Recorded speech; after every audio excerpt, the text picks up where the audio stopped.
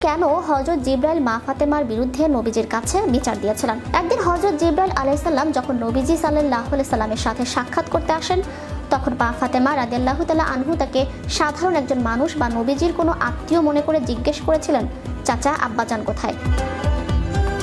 হযরত জিবরাইল আলাইহিস সালাম ছিলেন লক্ষ লক্ষ বছরের সৃষ্টি। তার কাছে মনে হয়েছিল এই ছোট বালিকা তাকে চাচা বলে সম্বোধন করে তার বয়সের তুলনায় ছোট করে ফেলেছেন। তিনি কিছুটা আশ্চর্যজনিত হয়ে নবীজি সাল্লাল্লাহু আলাইহি সাল্লামের কাছে বিচার চাইলেন এবং জানতে চাইলেন নবীজি সাল্লাল্লাহু আলাইহি সাল্লামের প্রকৃত বয়স কত। নবীজি সাল্লাল্লাহু আলাইহি সাল্লাম যখন জিবরাইল আলাইহিস সালামকে তার নিজের বয়স সম্পর্কে জিজ্ঞেস করলেন, তখন জিবরাইল আলাইহিস সালাম এক বিস্ময়কর উত্তর দিলেন।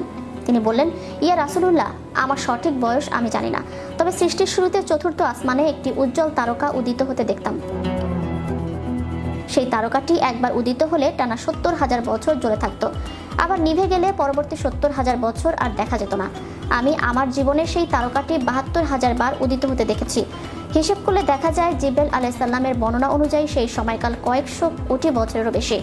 নবীজি সাল্লাল্লাহু আলাইহি সাল্লাম মুচকি হেসে বললেন, জিবরাইল, সেই তারকাটি যদি আজ আপনি দেখেন তবে কি চিনতে পারবেন?